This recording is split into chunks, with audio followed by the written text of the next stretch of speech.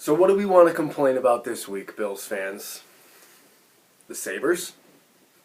That's an entirely different subject altogether. And don't even get me started. And if you don't watch hockey, that's fine. You know, you like what you like. You come here for football, so I'm not going to give you hockey news. But the Sabres, wow. Anyway, the Bills defeated Miami 37-20 on Sunday, and the reason I led off with a question, what are we going to complain about, is because what could you really complain about? The Bills were pretty dominating in every facet of the game. They built a 16-0 lead early. They allow one touchdown drive to make it 16-7. They answer right back, make it 23-7. They allow a kickoff, so it's like 23-14. You're feeling like the Bills should be up by a lot more at halftime, a lot more than 9, and I totally agree. I felt the same way. A tweet I saw from I was Sal Majorana from the Rochester Democrat and Chronicle was like, only the Bills could be up 9 at halftime and still make you feel like punching a wall, which, is kind of accurate in the moment. But at the same time, if you just look at like the general trend of the game, like, okay, the Bills are moving the ball very well. The Dolphins are not. They had a couple nice plays on the one drive to Parker and whatnot, but they got a kickoff return touchdown, which is honestly sometimes kind of lucky how those plays factor into the outcome of games. And oftentimes they do factor into the outcome, but the fact that it didn't just goes to show you how kind of dominant the Bills were all day. Like Allen, 256 passing yards, second highest of the season, second highest of his career. That's 2 weeks in a row he's done that, right? The last 2 weeks he got the 2 highest passing totals of his career. That's something nice that they could possibly build on there. Throws 3 touchdowns, has another 56 yards rushing, rushes for another touchdown. This guy is unbelievable against Miami. Devin Singletary, 16 touches for 79 yards. John Brown gets 14 targets, scores 2 touchdowns, goes for 137. Like, what are we complaining about? The defense had 7 sacks. Fitzpatrick throws for 323 yards. Parker is the first receiver to go over 100 on the Bills all season, and he had like 95 of those on 2 plays. So he got loose a couple of times, but like the Bills were really never in danger. And that's really kind of the game that I've been clamoring for all season on these videos, is just to make it look easy. And while in the first half they're only up 9 at half, and then the Dolphins get the ball and you're like, you're just a little frustrated, but ultimately it was actually pretty easy throughout. And the Dolphins came back, they made it 30-20. The Bills get the 2-point conversion to kind of make you, maybe brush the sweat off your forehead a little bit, like, oh, thank God, at least it's still a 2-score game. And then they go right down the field and get another touchdown. So, when they had to be good, they were good. And they were good through most of the game.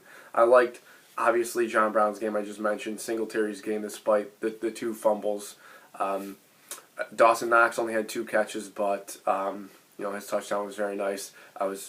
I like seeing him more involved in the offense, and I like to see that maybe a little bit more this week against Denver, which obviously I'm going to talk about Denver in a little bit. But Denver, I believe, gave up 3 touchdowns to tight ends last week, 2 to Kyle Rudolph and 1 to Irv Smith. So Dawson Knox might play a big role there.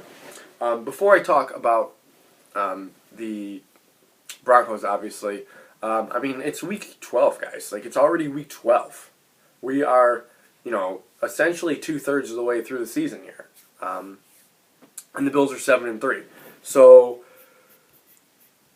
538 gives them a 71% chance of making the playoffs. That's more often than not that they're going to make it.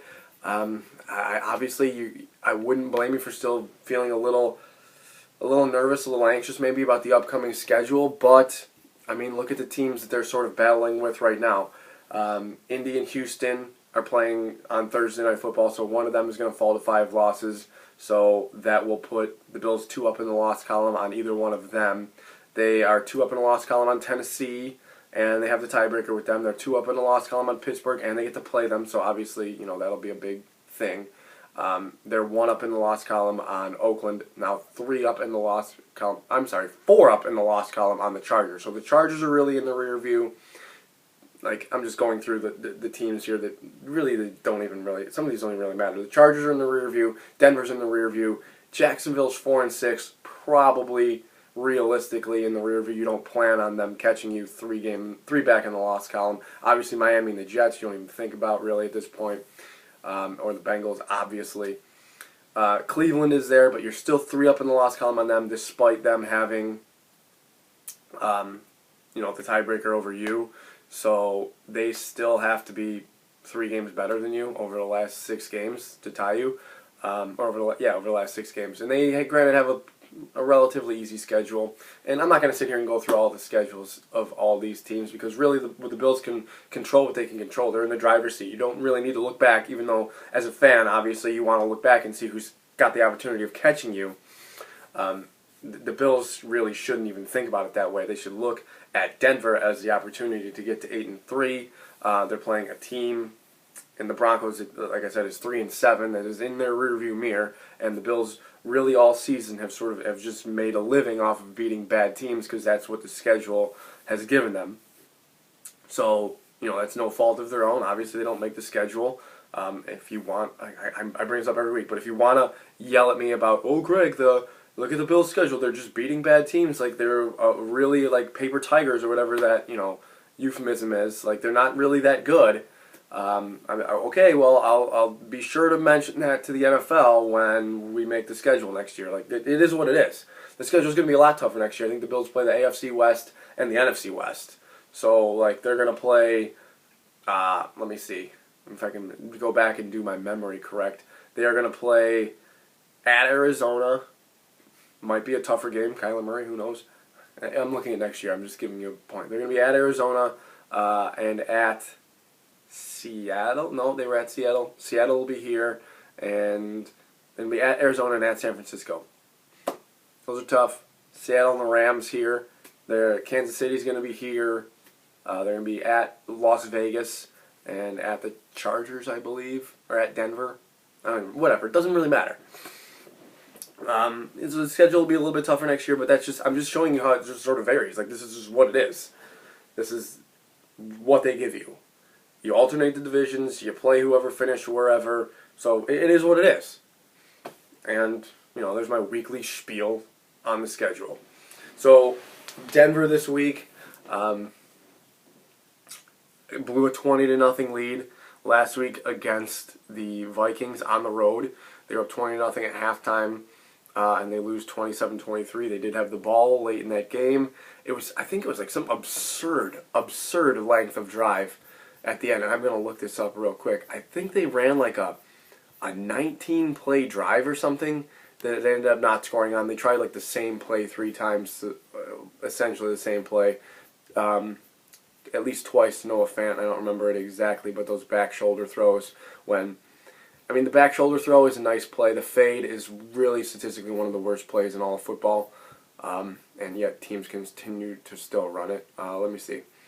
Yeah, Broncos got the ball back with 6:01 left. 6:01. They ran 19 plays, 71 yards, took the rest of the clock. Now, they had a missed field goal before that. That would have allowed them to kick a field goal there at the end of the game. Had they only been down by 1 point. But that's how the cookie crumbles, I suppose. Hey, here's an idea. Just don't allow 4 touchdowns on every second half possession. Minnesota had the ball 4 times in the second half. They scored a touchdown on every possession. So, Stephon Diggs got loose. Obviously, Kyle Rudolph got loose. Let me take a look at the numbers here. Come on. Here we go. Cousins finishes with 29 of 35, 319, 3 touchdowns. That's a really good day. They held Dalvin Cook in check, much to their credit, just 26 rushing yards, 31 receiving. He did score once. Diggs had 121 in a touchdown. Rudolph had 67 in a touchdown.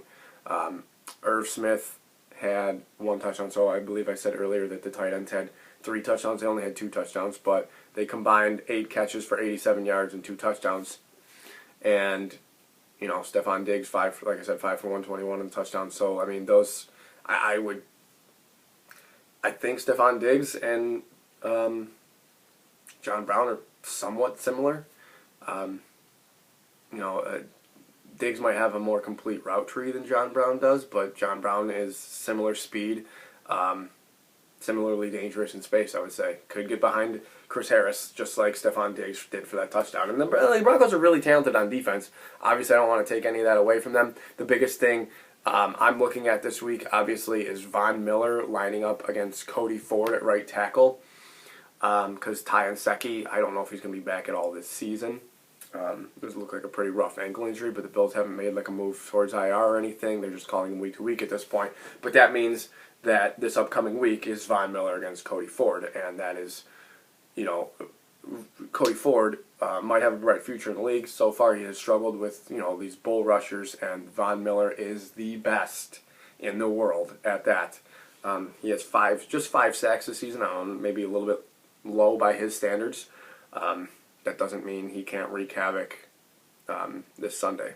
Fortunately, it's coming from not Josh Allen's blind side, and Allen is good enough with his legs maybe to lure him in a little bit and juke him a little bit. But I mean, I think he's going to be in his grill all day. So I mean, what can the Bills do to combat that? They could use Tyler Kroft or Lee Smith. Lee Smith only played I believe it was like 7 snaps on Sunday. You know, and he's got 8 penalties on the year. I think it's like 4 holdings or 4 false starts, something like that. You know, everyone gets on him about that, and, you know, rightfully so. He doesn't really play that high of a percentage of the snaps, and he's been somewhat of a liability there, but they might have to use him on Sunday in order to keep Von Miller, you know, out of Josh Allen's face. Their line is pretty good. Their defensive line is pretty good all around. I mean, Derek Wolfe has 5 sacks. He's been good for them lately, especially. I think all his 5 sacks came in like the last 4 games. Shelby Harris had 3 sacks on Sunday of Kirk Cousins, despite, you know, he had a really good passing day. And then, obviously, old DeMarcus Walker's been pretty nice for them in like spot duty a little bit. He doesn't play a lot of the snaps, but he has 4 sacks as well, and he doesn't, you know, play full time. You get into the secondary. Obviously, I brought up Chris Harris a little bit earlier. He's one of the better corners around. They also have Justin Simmons as a safety. You know, they're talented. Like I said, I don't want to take that away from them. I do think that this is like an exploitable matchup for the Bills. I think maybe that the Broncos are underachieving a little bit. You know, they lost by 1 score to Oakland. They lost by 1 score to Chicago. They really should have beat Chicago. They lost by 1 score to Jacksonville. They lost by 1 score to Indy. They lost by 1 score to Minnesota. Like, these are just kind of bad luck things. But ultimately, I'm sitting here, I'm crediting their defense. Obviously, losing Bradley Chubb for the season, that hurt them a little bit, and that might make a big difference. But the big thing with them, to me, is the quarterback. They have Brandon Allen at quarterback. You know, maybe they should be 4-6 or 5-5 instead of 3-7. But ultimately, they're still starting Brandon Allen at quarterback against the Bills. And granted, they put up over 300 yards the past couple days, and almost 400 last week against Minnesota. But Brandon Allen is still the placeholder for me. I think Drew Lock is due to come off of IR maybe any time, maybe as soon as next week against the Chargers. I think they wouldn't want to bring Drew Lock in on the road, like across the country, and to play the Bills like that. So maybe Drew Lock is just getting ready for next week, or the last 2 games of the year for Denver at home against Detroit and Oakland. Maybe they're just thinking like that. But I mean, it's going to be Drew Lock's opportunity. His opportunity is coming. You know, Brandon Allen only completing 49% of his passes, 3 touchdowns, so just 1 interception. He's only been sacked 5 times in 2 games. That's really, I guess, not a lot. But you know, he is what he is. Like, you might see a similar game plan that the Bills ran against Washington. Obviously, going to have to score their points, but like, kind of let Phillip Lindsay get his yards and make Brandon Allen beat you. And he's got some sort of weapons to do it. I like Noah Fant a lot. I love Cortland Sutton. Cortland Sutton's a hell of a player, but you know he's going to dump down to the running back 6 times a game. You know, and that's, you know, Freeman and Lindsay are good at that in their own right, but I just think the Bills are a better team. I'm convinced that the Bills are a better team. I don't know how much of a better team, because you can make luck arguments for both sides, which I will do all the time. But you know, the spread is 4. I think that's probably pretty close to right. I'm going to pick the Bills 20-13 over the Broncos, just because they really don't beat the brakes off of anybody, except, you know, they did a pretty good job of it with Miami, and they still let them linger around. So, like, they'll probably do the same thing this week against Denver. Anyway, guys, thank you for coming this far into the video. We are getting there. I'm going to try to make a video for you next week with the Thanksgiving game. I might be a little bit busy, but I'm going to try to do it for you Monday or Tuesday. Hit me up on Twitter. My Twitter handle and YouTube username are the same. Enjoy your weekend, guys. As always, above all else, go Bills.